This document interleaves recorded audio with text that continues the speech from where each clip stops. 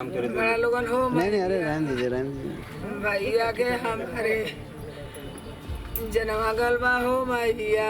अंकुश उतर के भाग गया। हम लोग भागने वाले थे, तब तक वो सौरभ भैया भागे। वो पुलिया था बीच में, उसमें कूद कर सोचे भाग जाएं, तब तक में उनका शरीर थोड़ा हाइट, वो भाग नहीं पाए। बस उसी में लोग पकड़ के मारने लगे सीधे। जरा सोचिए, आज जब भारत चांद की सतह पर दस्तक दे चुका है, तो ऐसे में यूपी के वाराणसी में ऐसे भी लोग हैं जो जाति बिरादरी के वर्चस्व के लिए हत्या तक कर दे रहे हैं। जी हां, वाराणसी के चौबेपुर के यादव बहुल्य गांव के 20 साल के लड़के की बगल के ही ठाकुर बहुल्य गांव के कुछ लड़कों ने मामूली विवाद में पीट कर मौत के घाट उतार दिया। पुलिस अब 5 नामजद हत्यारोपियों और कई अज्ञात की तलाश में जुट गई है और जगह जगह दबिश दे रही है और जल्द ही आरोपियों को पकड़ने का दावा भी कर रही है। दरअसल वाराणसी में रविवार की शाम चौबेपुर क्षेत्र के रहने वाले 20 साल के सौरभ यादव को उसके एक नजदीकी दोस्त ने बुलाया। सौरभ यादव जो सेना की भर्ती की तैयारी कर रहा था, वो एक और दोस्त अंकुश राजभर से मिलने के लिए निकला। लेकिन सौरभ के परिवार वालों को क्या पता था कि कभी सौरभ सही सलामत घर वापस ही नहीं आएगा। दरअसल सौरभ की हत्या के दौरान वहां मौजूद एकमात्र उसके दोस्त और चश्मदीद ने बताया। तब तक में सौरभ भैया को कॉल आया एक, वो बोला भाई हमें लोग मार के मुआ देंगे, जल्दी आओ। तुरंत वहाँ से गाड़ी घुमा लिए, हम लोग आशापुर आने लगे। तब तक बीच में अशोका के पास थोड़ा सा आगे एक वो था, थोड़ा वो टाइप में, गढ़ा टाइप में नहीं, अंधेरा टाइप में था। अब प्लस वहाँ पे भीड़ नहीं था, बस उसी था। हाँ, उसी पे गाड़ी रोके। ऐसे हम लोग जा रहे थे, बस ऐसे गाड़ी ले आकर सीधे ऐसे गाड़ी खड़ा कर दिए। उसमें हम लोग लड़ गए। वो जो हमारे पीछे बैठा था वो उतर के भाग गया तुरंत। अंकुश उतर के भाग गया। हम लोग भागने वाले थे, तब तक वो सौरभ भैया भागे। वो पुलिया था बीच में, उसमें कूद कर सोचे भाग जाएं, तब तक में उनका शरीर थोड़ा हाइट, वो भाग नहीं पाए। बस उसी में लोग पकड़ के मारने लगे सीधे। कौन थे वो लोग, कितने लोग थे, क्या क्या हथियार था उनके पास? उनके पास एक वो मोटा सा वो था, उसका क्या नाम, हाथी की तरह वो भी था, राड। उसी से मारने लगे तुरंत। कितने लोग थे? वैसे कि 7-8 लोग थे। अच्छा, तो कौन थे वो, तुम पहचाने उस समय? पहचाने नहीं। तो तुम वहाँ पे खड़े थे, सब देख रहे थे? खड़े थे, हम गए छोड़ाने, हमें धक्का दिया गया। फिर कितने देर तक ये सब चलता रहा? ये करीबन 10 मिनट चला। तब तक में कोई नहीं आया।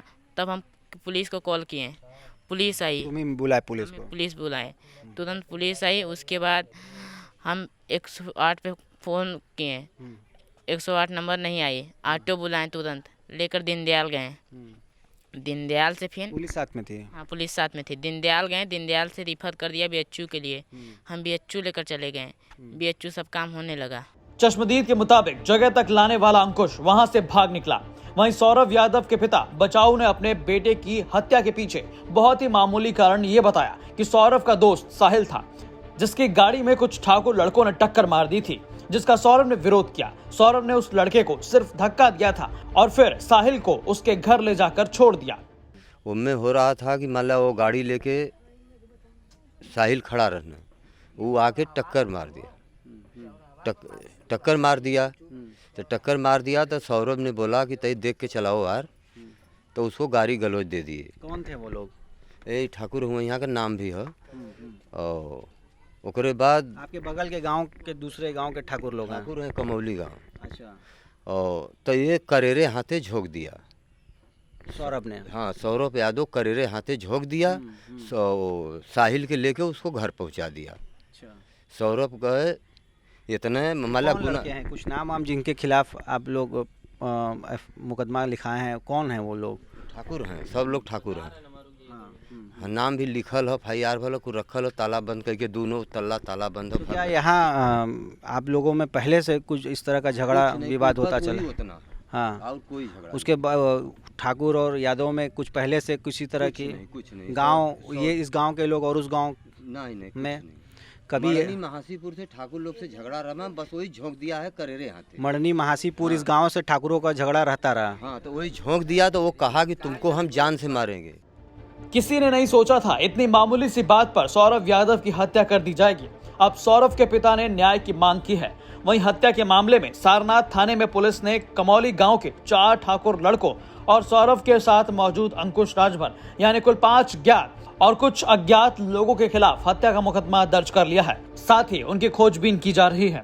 संडे की रात में करीब 11 बजे 112 को सूचना आई थी कि सुरभि होटल के पास कुछ लोगों ने एक लड़के को मार के घायल कर दिया है और नाले में पड़ा हुआ है।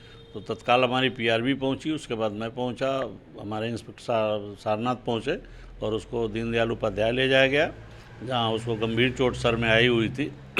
वहां से उन्होंने ट्रामा सेंटर रेफ़र कर दिया गया, उसको तत्काल ट्रामा सेंटर ले जाया गया, लेकिन कल सुबह 6 बजे वो एक्सपायर कर गया। उसके पिता बचाऊ यादव ने कमौली गांव के 4 लड़कों के खिलाफ नामजद 302 में FIR कराई है और पोस्टमार्टम के बाद उन लोगों ने कुछ थोड़ा विरोध प्रदर्शन किया था गौरा बाज़ार में, तो समझा बुझा के शव का अंतिम संस्कार रात में ही करा दिया गया है। जो इसमें वांछित हैं और नामजद हैं उनकी गिरफ्तारी के लिए 2 टीमें बनाई गई हैं चौबेपुर और सारनाथ से। वो दोनों लोग लगातार प्रयास कर रहे हैं उनके घरों पे और जो रिश्तेदारियां हैं और अन्य संभावित स्थान हैं उनके मिलने की लगातार वहाँ दबिश दी जा रही है और शीघ्र गिरफ्तार करके विधिक कार्रवाई पूर्ण कर ली जाएगी। वजह बस वर्चस्व की है, दोनों एज ग्रुप एक ही है, मारने वाले और मरने वाले का। और आसपास के गांव में 1-2 किलोमीटर की दूरी में कमौली और गौरा का जो मड़ई महासेपुर है, इनके बीच में उनका लोकल मार्केट गौरा बाज़ार है। तो करीब 1 हफ्ते पहले से इनमें आपस में कुछ सामान्य सी बात को लेके ही विवाद हो गया था। उसी बात को लेके इन्होंने मारपीट की और उसके सर पे गंभीर चोट आ गई, जिससे उसकी मृत्यु हो गई थी। वाराणसी से रोशन जायसवाल की रिपोर्ट, यूपी तक।